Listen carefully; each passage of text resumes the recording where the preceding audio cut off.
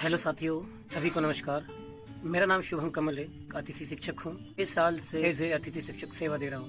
मैंने 10वीं कक्षा उत्तीर्ण करी थी 2009 में, 12वीं कक्षा उत्तीर्ण करी थी 2011 में। मेरा विषय था गणित।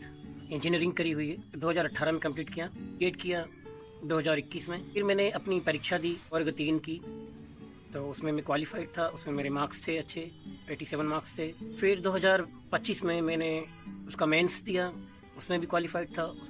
इस सत्र में 2026-27 में भी मैं कार्य करने का इच्छुक हूँ। जब मैंने 2025-26 में अपना स्कोर कार्ड बनवाया था, तो score card for various panels generated using the qualification and other details registered by the applicant. ठीक है, तो ये ऐसा मेरे स्कोर कार्ड में लिखा हुआ आया था।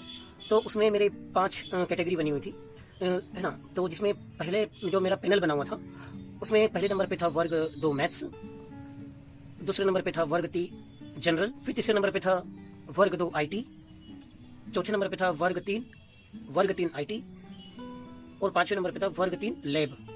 जैसा कि मैंने बताया आपको, वर्ग 2 मैथ्स में मेरा बीटेक और इंजीनियरिंग होने के कारण मैं इंफॉर्मेशन टेक्नोलॉजी से, मेरा सब्जेक्ट अगर मैथ्स था तो मैं वर्ग 2 मैथ्स के लिए क्वालिफाइड हूँ, जिसमें मेरे मार्क्स 66.80 हैं। और मेरा प्रोफेशनल क्वालिफिकेशन मतलब कि मैंने बीएड भी किया हुआ है, तो उसके मुझे 100 मार्क्स मिले। और जब मेरा टेट क्वालिफाइड स्कोर नहीं बताया था मैंने, तो उसमें क्वालिफाइड नहीं था, तो फिर 0 बता रहा था। स्कोर मैंने लगाया था, प्री का लगाया था, लेकिन मेंस में वो क्वालिफाइड नहीं बताया था उस समय। फिर उस समय मेरा एक्सपीरियंस 6 साल करने के बाद जो 5 साल का एक्सपीरियंस था, उसमें मेरे सिर्फ 4 नंबर जुड़े थे अनुभव के। इस प्रकार से जो टोटल स्कोर बना था मेरा 170। वर्ग 3 जनरल में मैंने हायर सेकेंडरी में जो मेरा था पीसीएम था, उसमें मेरे बेसिक क्वालिफिकेशन 62 पॉइंट समथिंग थे। एंड मुझे टेट क्वालिफिकेशन के वर्ग 3 में मैं पास था, तो मुझे उसके 30 नंबर अलग से मिले थे। और पहले मैंने जो कार्य किया था अनुभव में, तो उसके मुझे 8 मार्क्स मिल चुके थे अनुभव के, एक्सपीरियंस के। इस प्रकार से कुल मिला के वो बन गए थे 100। फिर वर्ग 2 आईटी, क्योंकि मेरा बीई और बीटेक है इन्फॉर्मेशन टेक्नोलॉजी से, 66.80 उसमें मार्क्स हैं। इसमें प्रोफेशनल क्वालिफिकेशन नहीं बताया, क्योंकि उसने बीएड एक्सेप्ट नहीं किया यहाँ पे, और टेट क्वालिफिकेशन भी एक्सेप्ट नहीं किया, क्योंकि वर्ग 2 नहीं था, वर्ग 3 था। और इसमें अनुभव के मार्क्स मुझे मिले 4। इस प्रकार से कुल मिला के मार्क्स हुए 70।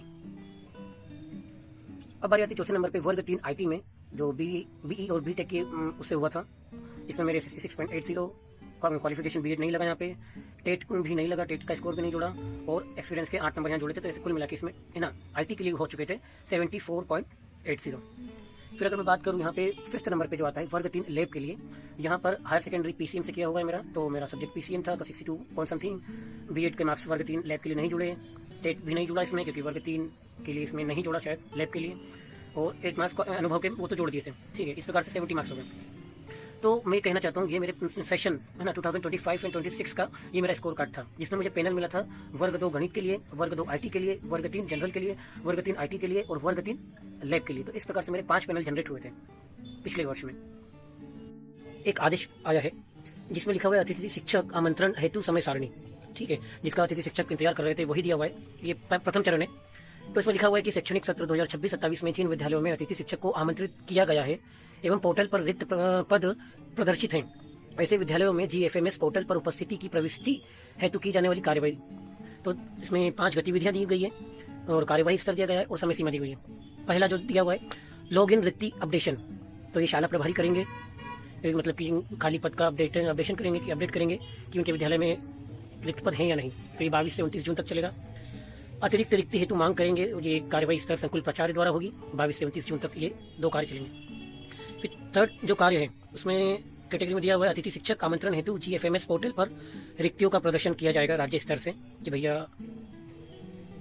आपको बताया जाएगा राज्य स्तर से, कि शिक्षा विभाग बताएगा कि यहाँ इस स्कूल में रिक्त पद हैं। वो 30 जून से शुरू होगा। चौथे नंबर पर लिखा हुआ है विगत सत्र में कार्यरत अतिथि शिक्षक द्वारा जीएफएमएस पोर्टल पर उपस्थिति हेतु रिक्वेस्ट दर्ज करना। ये कैंडिडेट्सों को करना है, आवेदकों को करना है, जो भी इच्छुक हैं अतिथि शिक्षक की सेवा देने के लिए। ये 30 जून से 2 जुलाई तक चलेगा। 5वें पे लिखा हुआ है शाला प्रभारी पोर्टल 3.0 पर अतिथि शिक्षक द्वारा की गई उपस्थिति रिक्वेस्ट का प्रमाणीकरण कर उपस्थित कराना। ये करेंगे शाला प्रभारी, जो कि 1 जुलाई से 3 जुलाई तक होगा। अतिथि शिक्षक आमंत्रण हेतु की जाने वाली कार्रवाई के पॉइंट नंबर 2.4 पे लिखा हुआ है अतिथि शिक्षक पोर्टल पर आवेदक का जिस पैनल का स्कोर कार्ड है, केवल उसी पैनल में विद्यालय में उपस्थिति हेतु रिक्वेस्ट दर्ज कर सकेंगे। फिर आगे लिखा हुआ है 2.7 पे विद्यालय के शाला प्रभारी अतिथि शिक्षक को विद्यालय में उपस्थिति कराने के पूर्व स्कोर कार्ड में दर्ज शैक्षणिक व्यावसायिक शिक्षक पात्रता परीक्षा की जानकारी का परीक्षण करेंगे के उपरांत अतिथि शिक्षक की उपस्थिति पोर्टल पर प्रमाणित करेंगे।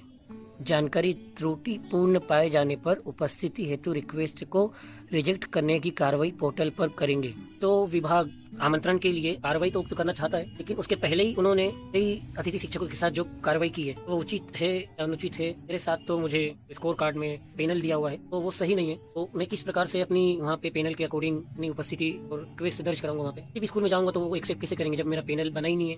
जितने भी कैंडिडेट्स हैं उनके साथ भी यही प्रॉब्लम आ रही है, तो कमेंट करें ताकि फिर कार्यवाही तो चलती रहेगी। ये अतिथि शिक्षक की जो प्रथम चरण, द्वितीय चरण, तृतीय चरण ये चलता रहेगा। फिर भी यहाँ पर मेरी परेशानी जो मुझे आ रही है, शायद अकेला नहीं हूँ जिसे परेशानी आ रही है, कई और लोग होंगे। बस आप लोग कीजिए।